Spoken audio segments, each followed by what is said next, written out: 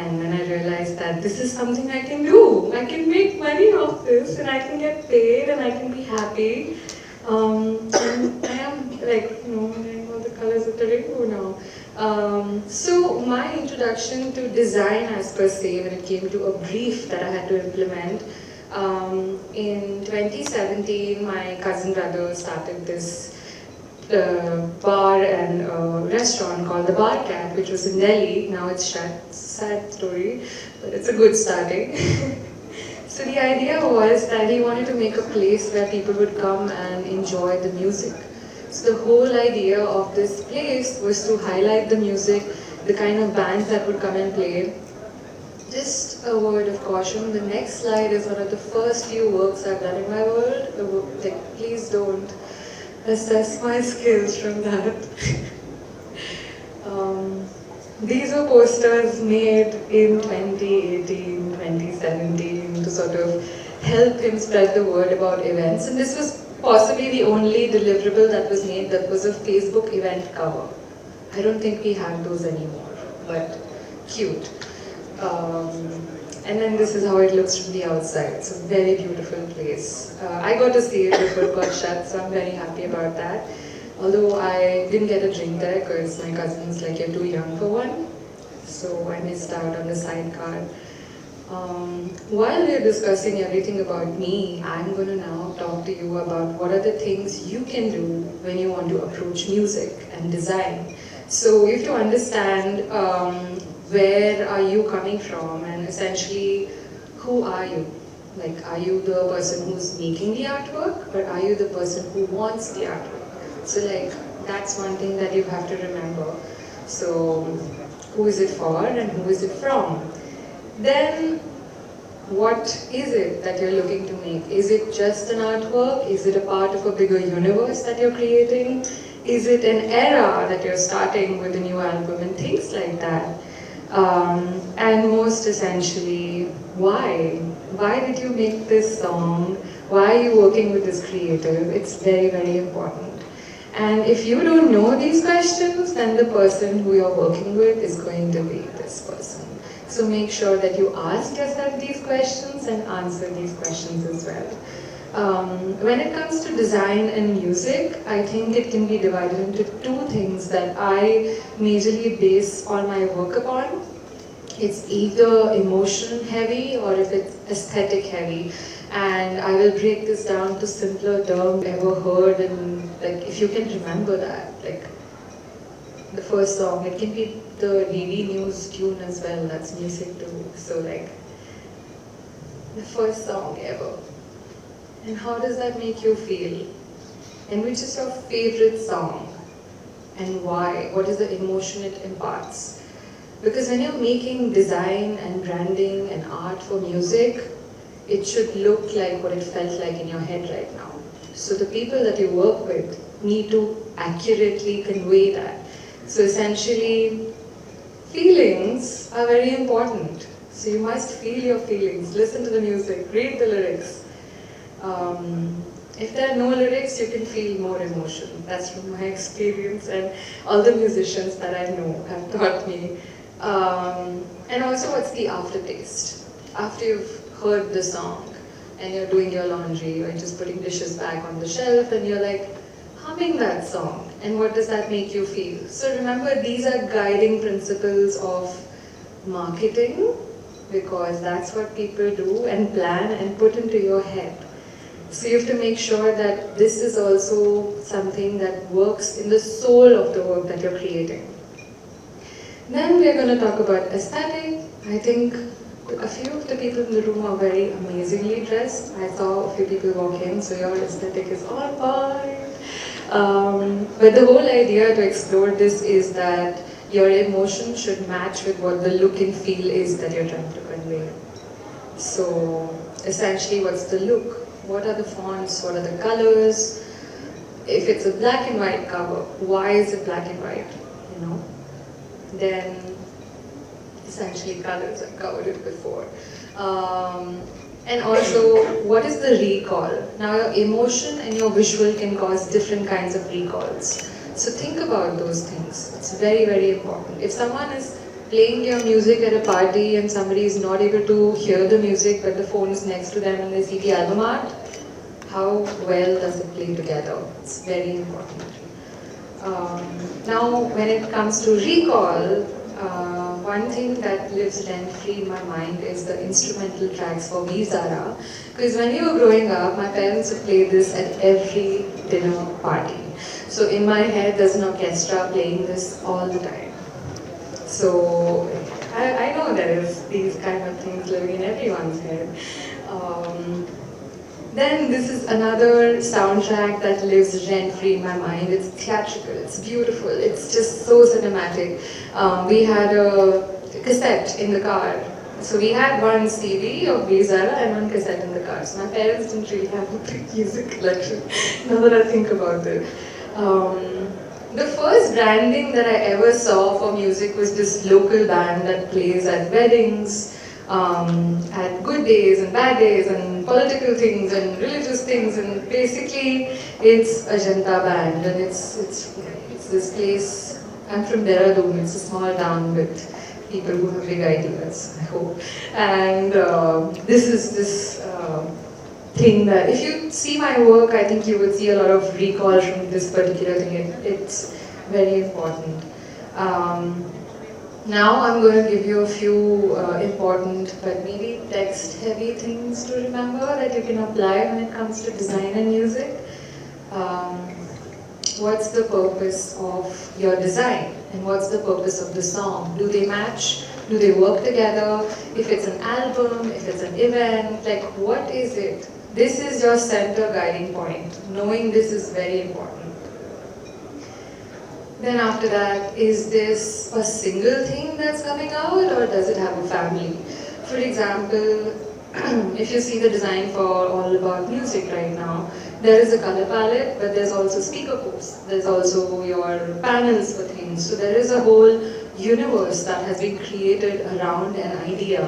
So it's super important to know that if something has only one chance to make an impact, or it's going to have multiple touch points, which you will constantly experience. This is an important question. I'm sure that you must have been asked this and asked yourself this. Is it about the heart or the wallet? Who's putting in the money and who's putting in the time? You have to understand when you are taking feedback, giving the work, that this is important. These are stakeholders of an end output, an event, an album cover, a singles EP cover, anything, a music video. Who's putting in the money? Because they have a say in feedback. It's a very tough question, but it helps you understand and put things into perspective as well. Then, who does this piece of work that you're making speaks to? Who are its friends that you don't have to market to? Versus who are the people who are likely to misunderstand it? That's when you also have to question that, do you want to explain this better or do you want people to misunderstand it? So like the intention of it matters a lot. Then again, since you've done all of this thinking, you come back to the same question that's in the center. What is the thing that made you start this song, this artwork, this event planning, and come back to it? Because you might get 50% into something and lose track of it, so asking this question again is super, super important. And then again, what's the life cycle of what you're making? Is it going to stick around for forever? For example, this vinyl cover, it's stuck around forever. It's one of the most expensive artworks ever made, so put money, you will get something that lasts forever. But the whole idea is that you must ask, is it a social media post that people will see for 3 seconds and move on with their life? Or is it something that's going to get printed 10,000 times and it's going to be there everywhere? So like, that's very important to ask. I'm going to break down a project from idea to like actually putting together how it came together visually. Maybe this might help understand what is a process when you can go about having an idea, taking inspiration the right way, avoiding plagiarism, things like that. So it's super important to sort of play around with something that's not design. So this end product, we'll come to it later, I just don't want to reveal it yet. It's for Goethe Max Muller Bhavan, and they had an event called Festival of Ideas. And they had a lot of people that came together and did workshops and sessions. The whole idea was that everybody comes together, stitches a piece into the big quilt of the patchwork of the event, and then you have a bigger thing that comes into play. So I went, I love fabrics, I love textiles, so I went back to understanding what is it that can be conceptualized from quilts, like patchwork quilts, embroidery and, sorry, it sounded like Skrillex and Voldemort at the same time. Then like just how these things interact in real life, the scale of these things. This is basically my inspiration board that I created for how we will go about it. And from here, we then created shapes. These shapes have to have a purpose. They could be holding pictures of people. They could be holding ornamental elements. They could be holding text and dates and all these. So we created elements that came from that idea. This is another cute one. And this is how it sort of come together as a whole series of posters for this event. So it's inspired by the patchwork quilt. It is there if you see the lines and the shapes, but it's not a quilt, so it's modernized. I'm coming towards the end of my session because I want to keep a bunch of time for questions because design is so misunderstood. So we're going to ask and answer, and if anybody has anything, we'll go over it. But before that, I'm going to show you some work I've created when it comes to music videos. And maybe this is almost in the order of events it was created in. Like I said, my number increased, so maybe you can see the difference in the focus of different illustrations when it comes to this. This is the first music video I ever worked on, and my brief was really funny. It was to make it look like my Instagram feed. And this is maybe 6 years ago, 5 years ago. And this is for when Chai Met Toast. And they had never done something so colorful before, so it was almost something that we had to push and try and experiment with.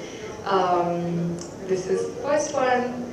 Then I worked with Surreal. He's a really gem of a person. He's a great client to work with. And we wanted to create something that was almost a tapestry of the local embroideries that goes around the frame, and it's still very modern and fresh and not boring.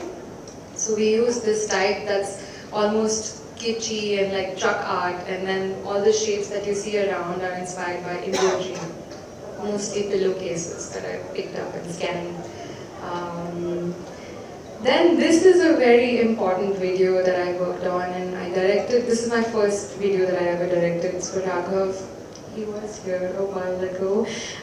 We created this video for his album called Songs from a Matchbox. That was the name of the album. The whole idea was to explore that. And we created frames as matchboxes that sort of held lyrics, information, lots of Easter eggs. Frame by frame animation took my eyesight away. But yeah, and then this is something I worked with Kenny Sebastian, the lockdown. Again, it was frame by frame. And we try to play around with how do we make something that we all are experiencing, like the lockdown, being isolated, much more colorful, much more interesting. Because the idea of making art at that point was to put more hope in the world, put more light in the world. So we played around with a bunch of colors. He's just flowing around, and yeah. So this is me. Thank you. Love you too. And you can find me on social things over here.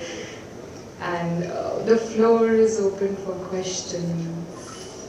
And I would love to answer questions. They can be as good and as basic as you want. No questions?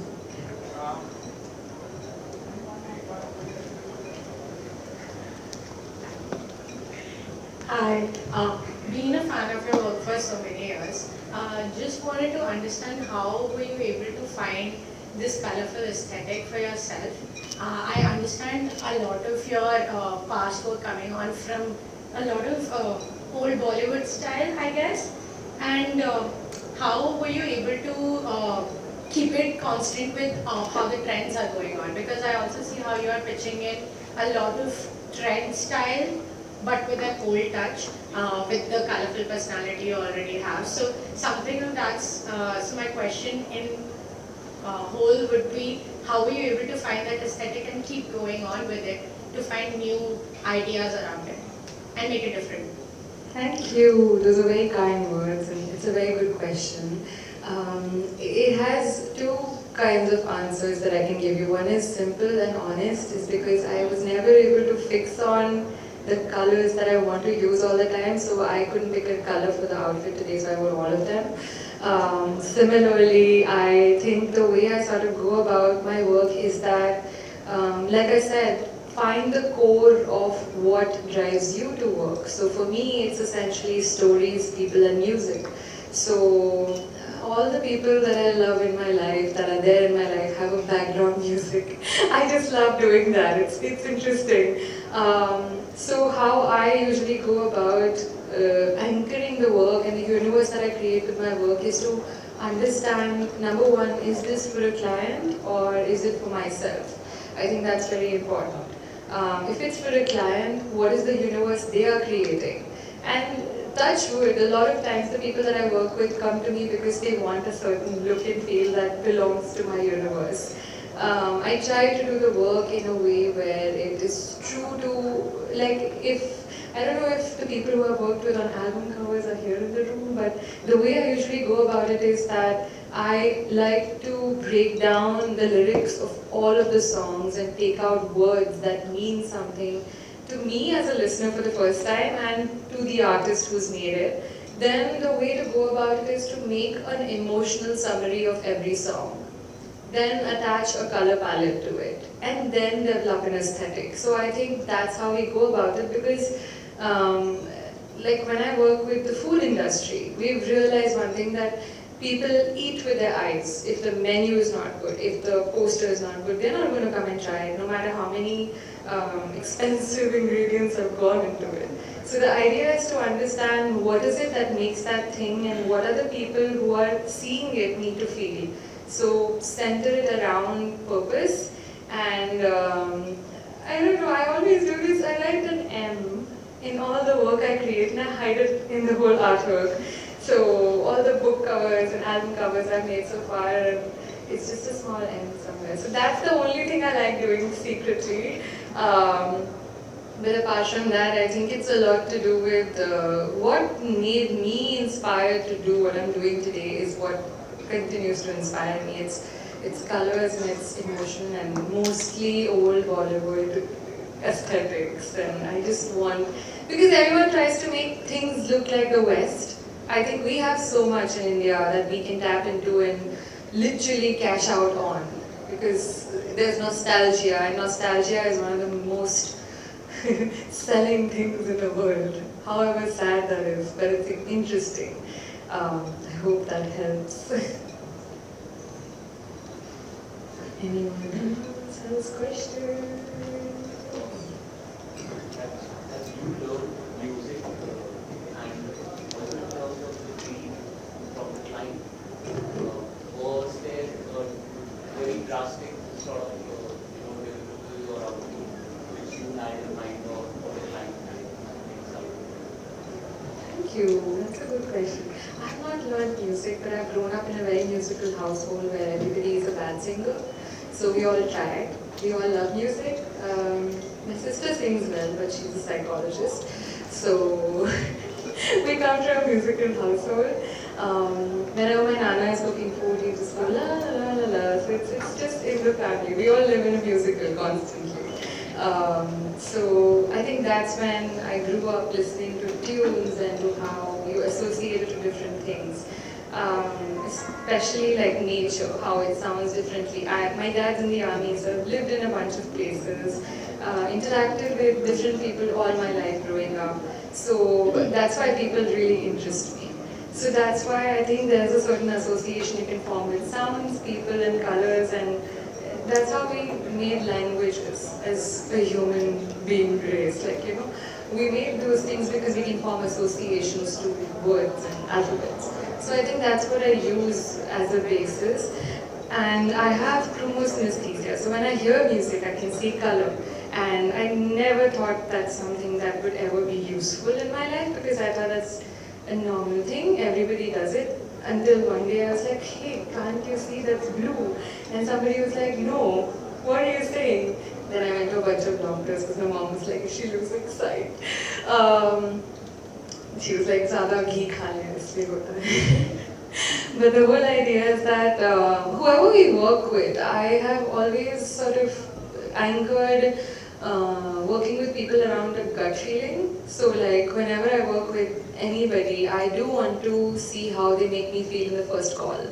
As a designer, if they call me, am I the person who's executing or also contributing? So I think that's something that's very important to know because execution is something that anyone can do. But contributing to an idea and being part of it, being a stakeholder almost in it is super interesting because you take calls together. And of course there have been projects where we have literally underestimated human, just normal human things like time. And we were like, okay, we'll make this animated video in 4 months. And we took 7-8 months because we needed that time. The laptop crashed, there was a lockdown, the keyboard stopped working, so there have been times. So I think work with human beings is something that I love doing instead of people who want things urgent. I've stopped doing that. I used to do it. It was thrilling, adventurous. But over time I've realized that's not creative. It's a fight or flight design. So if there's any, like if you're musicians in the crowd, please plan. Like you plan what bass line has to go in the song, make sure that you're also planning the aesthetic of the thing. It's super important. I hope that helps. You mentioned some Book covers. Okay, so they are basically storybooks. So I work with HarperCollins and I design like book covers for them. And it's also a full circle because I used, like the first designs that I ever made in my life was for this website. Now it's got a bad name, Wattpad. People used to write fan fiction there. I used to make book covers for free in 10th class for everyone who wanted it. And that's how I became a designer, I guess. Because those were my first clients. Yeah, thank you. Any more questions? Yes, thank you. My question is, so I mainly do background scores and advertising work as a musician. I don't really release too many independent songs, but I've had a couple, and I always find it difficult to brief another artist. And I have faced this issue myself working with other clients that they have given something vague and you have to make it into something that makes sense. So even for me, like if it's my song, I feel like it's harder for me to explain what I want visually. But if I see a visual, I know what to score for it. I don't know if that. So my question really is that if I make a song, then how do I, if I don't know how to explain it to you, or I don't know what I want from it, then what's the way forward? Like how would I best assist you so that I get the best result for my artwork or whatever it is? Awesome, that's a very, very good question, and I think that's also something that a lot of people don't ask when they jump into working. So that's very important. So a way that I like working, I was a very talkative kid and I grew up to be a very talkative adult, so I asked a lot of questions. And whenever I work with anybody, be it music, branding, any segment that I work with, I send 3 questionnaires. And each of those questionnaires sort of is defined by the answers made in the first questionnaire. So when you ask questions, you get, ask the most easy questions and then ask the most difficult questions. Because if somebody is able to write down, never ask questions on call, make them write it down. Because when people write things down and they read it again, they're able to self-assess and they're like, oh no, that's not what I meant, And That's how you solidify the brief. So I think the brief making process is something that is very helpful when it comes to you when you're in a space where you don't know what you want, and creating an inspiration board. But make sure that the inspiration is not based on design. It's based on visuals around you. Maybe it's a bed sheet. Maybe it's a marble grain that you like. Maybe it's the tape of the cassette, the color of it. So pick out things that sort of resonate with what you're making, and whoever you're working with as an artist, make sure that they understand it and ask them what they feel about the whole thing as well. Because like having a third, like a second person perspective, because you've lived with that thing for so long, is going to help you understand that if somebody who has no context before these questionnaires, when they hear it, what they feel. Because a lot of times we might put such complicated messages into things, but then if the people who are seeing it and hearing it don't get it, then it becomes like this lost masterpiece. And that's the thing. So ask questions and make sure that the people you're working with also ask you questions and answer them. Time is very, very important, because if we rush things, like we have made work in one day, I don't remember what was the process behind it. There was no process, it was just a photograph and some text. But the things we've spent on hours making and days and maybe years also sometimes making, we've come to realize that we grow as people, and we realize that sound has grown. We have not associated what we did before, so how do you make it timeless? So think about it from that perspective. If you have time, that's great, but if you don't have time, questions. They're best friends. Thank you. I hope that helps. Yeah, thanks. Thank you. My name is Vivek Mishra. Actually, I write songs and as well as I sing. So, my question is that how to not lose yourself in this entire process, because currently our music industry is inclining towards the transition phase of digital things coming into the picture, and when we are working within a given time frame, or when we are working for some label, we are working for the crowd. So how to tick all the box being yourself is the question basically. You need to make certain things which will click your audience, as well as your label should also be satisfied with that. And you yourself as an individual should also be satisfied with what you have worked and produced. So how to be loyal to yourself at the same time and your project as well is a question. That's a good question. That's a constant fight as well. But the thing is that, like I said, center your work around one purpose. Like, why did you start it? And make sure that that purpose is something that is a little bit universal. It's not super personal, because if you make something super personal, then it becomes like a lost masterpiece again. So when you're making music, it's meant to be shared. So whatever you're feeling, that feeling has to be something that's understandable. Because the listeners are not going to be therapists, they're normal people going through their life. So they have to understand. So simplify the purpose. Simplifying purpose means also making sure that marketability is still there in it. So it means that if you're going for nostalgia, you can go ahead and use very interesting, I would say, colors. You could introduce like effects in your videos. And also when the whole world is going towards a direction, if you go with them, then you become part of the crowd. So whenever you are actually making something, learn from the trends. Like the first question that I answered. The trends should be something that keep the artwork in people's mind, but does it tie back to what you do? And also people grow up and people change, and you have to account for those things. So maybe there's a word that you love and you use in your music, and then maybe you could start using synonyms to market it. So look at it from that perspective. It's almost like writing a book and then it being turned into a movie. So what is the book exactly? So the marketability comes in when it turns into a movie. So that's how you can sort of approach it. I hope that helps. Yeah. Thank you. Thank you. Speak now or forever hold your peace. Okay. Hi, I'm Rahul.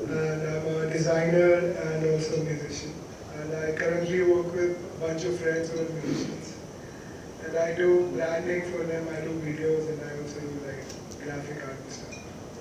So my question is like, how do you get quality work but on a like a zero budget or very low budget, or I don't know. It's possible. Yes, It's not impossible. Yeah. I can assure you that it's fully possible. The only thing, also, you do so many things.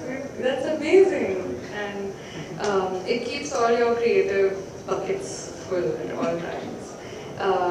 When it comes to, so there's this really interesting graphic that's there in my printer's office. I don't have it handy, but it's got teamwork written on it. And then there are two donkeys pulling at each other, then pulling with each other, pulling away from each other, and then they're not pulling anything. And then it's just this graphic, and maybe it's like 150 years old. And it's so interesting. I was sitting there and I was getting a quote for something, and I was staring at it and I was like, wow, what is this? And right above that it's written that we've been in this business for so long and we have pleased and displeased people. We have overpromised and underdelivered. So there are honest things written on top of that. And it's very interesting to read that. And I asked him, I said that you're the third generation who does this. How do you love this? You've grown up around this. And he told me one thing, that you can either have the luxury of time or you can have the luxury of money. And I feel like those are two things that you have to keep in mind when it comes to making something. So quality will come in if you have no budget but a lot of time, because you have invested into it with your time. Versus quality can come in with a budget, because then you can hire the best people to do it for you. So you can approach it from those angles. And also when it comes to these things, you can look at the life cycle. How long does it stay in the world? Is it something temporary? Is it something that is topical? Because so many times people make memes around. I remember that billboard meme that said, "Doodh mangoge, doodh milega," something milega. That was really interesting to see. But everybody did it, and I think everybody spent like 10 minutes on it. It was to be part of a trend, to be spoken about. But then that didn't last, the life cycle of it. So look at it from that perspective. Also, if you have a good budget, you can get good fonts, you can get like good stock imagery, then you don't have to shoot, you save on time. So it's like a universe of things that you have to tap into. But essentially, like the people that you're working with have to work towards something together. Pull the things together, not away from each other. So yeah, I hope that helps.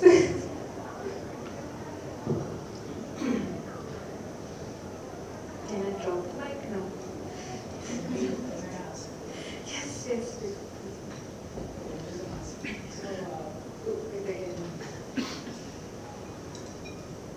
Hi. Okay, just stand and ask. I just wanted to ask you, I do music, I do a little bit of artwork. Sometimes what happens is when my friends come up to me for some poster or something like that, it's much easier to do it.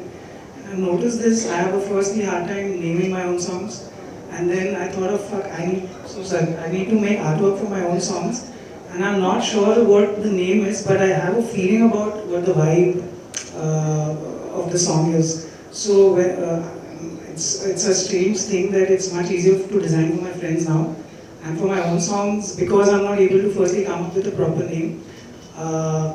Some things I'm sure about, some songs are, you know what I mean. So I'm curious to understand if ever you worked or you come across any experience where you also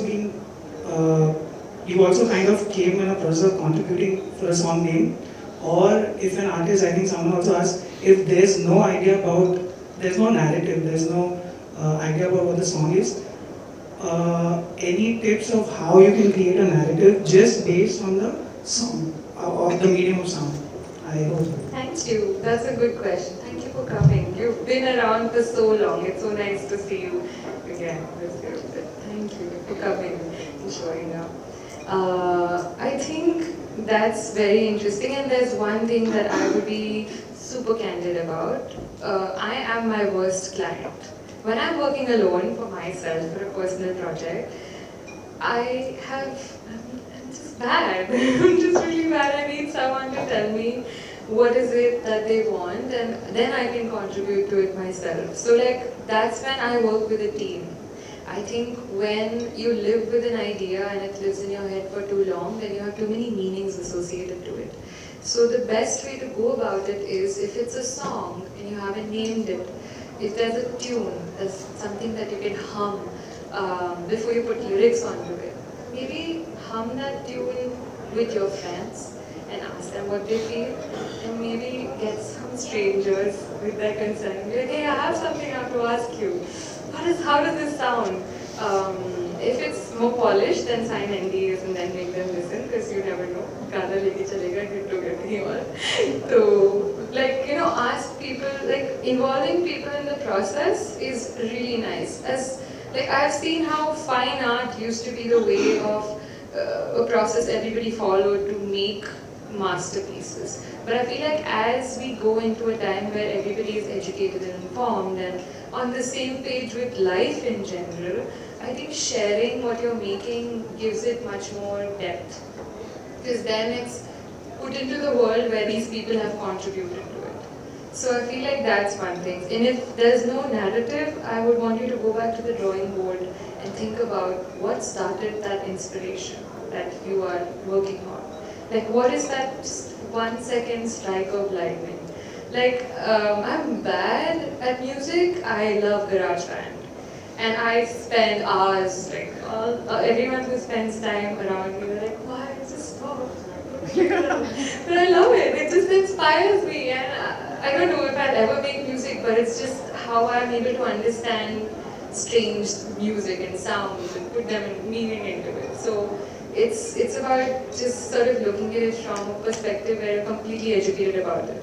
And then also when you're completely uneducated about it. Because knowledge is power, and sometimes knowledge is also our worst enemy, because you know and you predict. So music means an open space for you to take opinions. And also you don't have to apply all those opinions. You're an artist. Okay, I hope that helps.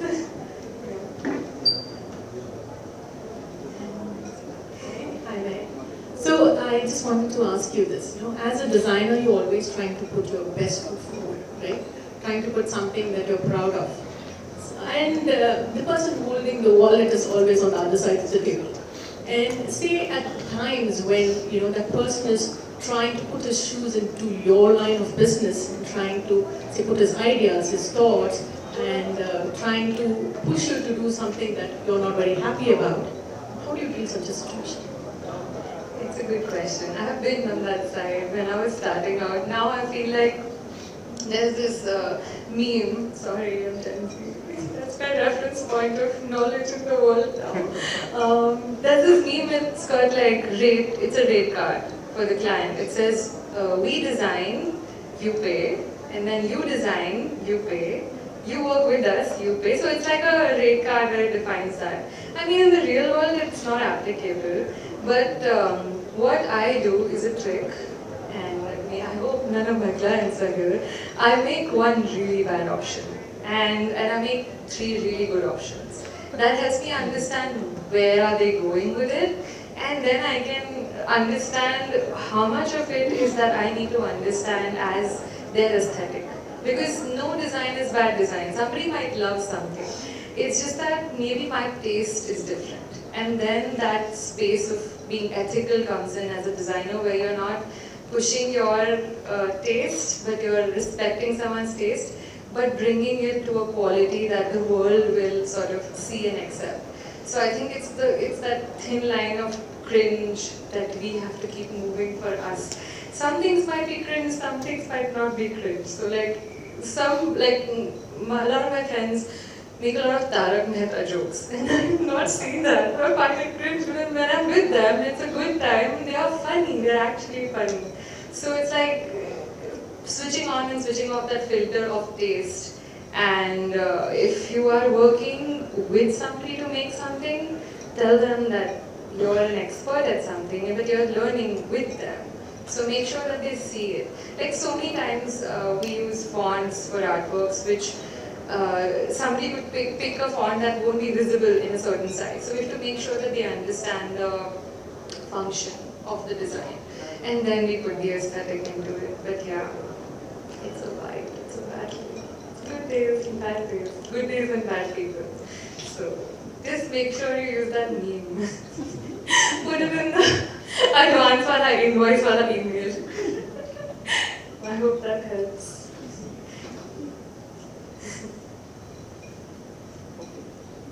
Hi, I'm a musician and a songwriter, and I guess my question is, as an artist, one makes music, and you have your own identity in a way. But in the world of, I guess, branding and stuff, how would one approach branding an artist from a visual aesthetic? Say you have, say as me as an artist, I have an aesthetic, I have a musical sensibility, a style, etc., etc. But then somebody else is branding the person, so that person's perspective on the artist is essentially being condensed into something. How is that captured from a design sort of narrative? How do one approach That's that? a good question. Everyone's asking good questions. What did you eat for lunch today, guys? I had some cookies and some tea. It's not too much. That's a very good question, and that also brings in the idea of, like I said earlier, that questions and brief. When you're working with someone, it's very important to sort of ask questions and understand. Ask questions to yourself as well as the designer, because you need to gauge what is their cultural understanding. And because design and visuals are so culturally affected, where you grew up, what you've seen growing up, what books you've read, affect what is good and bad in your head. So creating a universe around a mutual understanding between the person who's creating something for you and you is more important first, and then the aesthetic of anything. So I would say never work with someone who condenses your identity into a logo. That's dangerous, and it's dangerous in the long term for you as an artist as well. So maybe the thing that is going to go as a logo has to be something that is an identifier of you, but it's not you at the end of the day, because you're a human being. So you have to pick out parts that are understandable in the big world that you're creating and share them in a way which is a language which can't be misunderstood. Because logos, there have been horror stories with logos. I'm sure you guys remember the Myntra logo and everything that went down with it. So make sure that you're looking at, when I put the presentation, it said, like, who are the friends and who are the people who are going to misunderstand it. So ask these questions and understand the audience. And also, the reason why I emphasize so much on time every time I do branding is that when you make a logo and you have options, I tell clients that I work with is to take a printout and stick it in their house and just keep it around. So if something scares you when they're like, oh my god, this is a horrible font choice, I would have to live with this for the rest of my life. So you live with the logo first for, say, like a week, because a week is long enough for you to like and dislike something. And also, one thing that I really encourage is creators is getting feedback on email, because when somebody writes something, they're able to condense it properly. On call, it's mostly you show it to them and there's a reaction. So you live with the design that you're getting. You live and you contribute to it before the phase of design. So it's very important to pick the designer that you're working with, because they are your. Imagine if you were mute. They are the person who does the sign language for you. They are translator. So you have to make sure that the person that you're working with understands you in your language, so that he and she can just sort of send it to everybody else. Because Thank you so much. thank you. Speak now, bro. Please, should we do that now? Can I ask one more? Or no? Okay. Just one more. Last question. Last question. I think we are talking, as much as we are talking about branding over here, understanding how holistically the perception of branding goes for everyone. I would like to know how you are able to deal with this distinction between your branding, how you were able to build it for yourself to then also get someone else's ideas and curate something wherein it's them totally.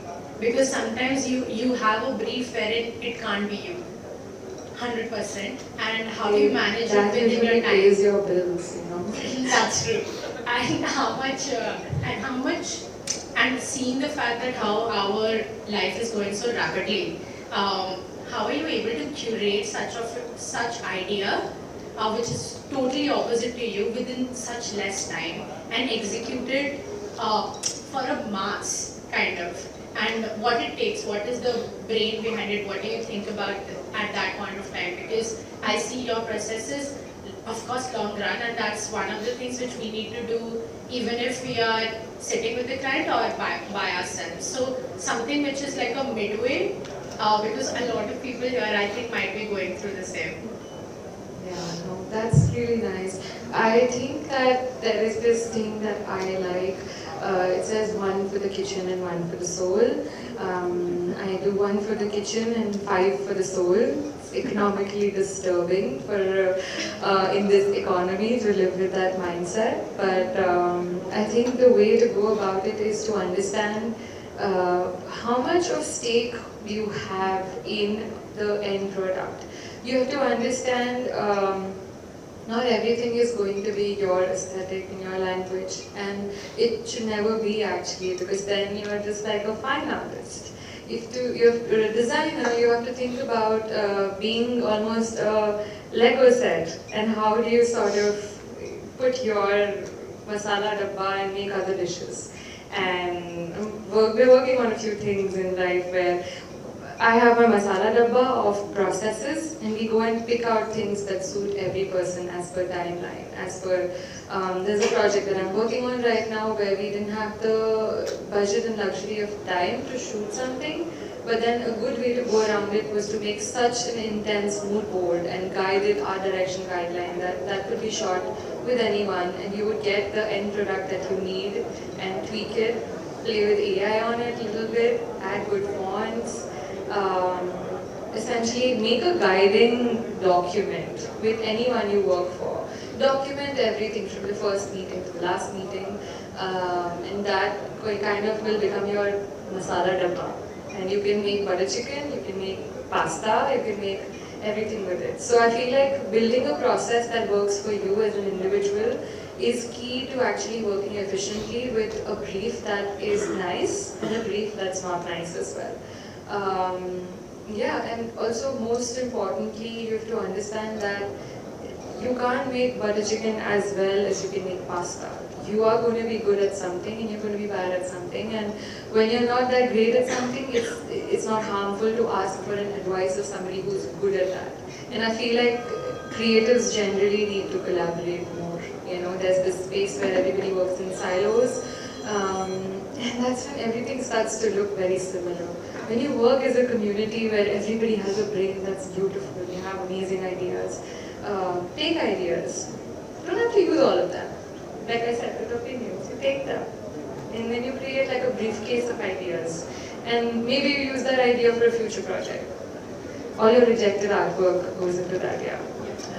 Have a good folder. I hope that helps.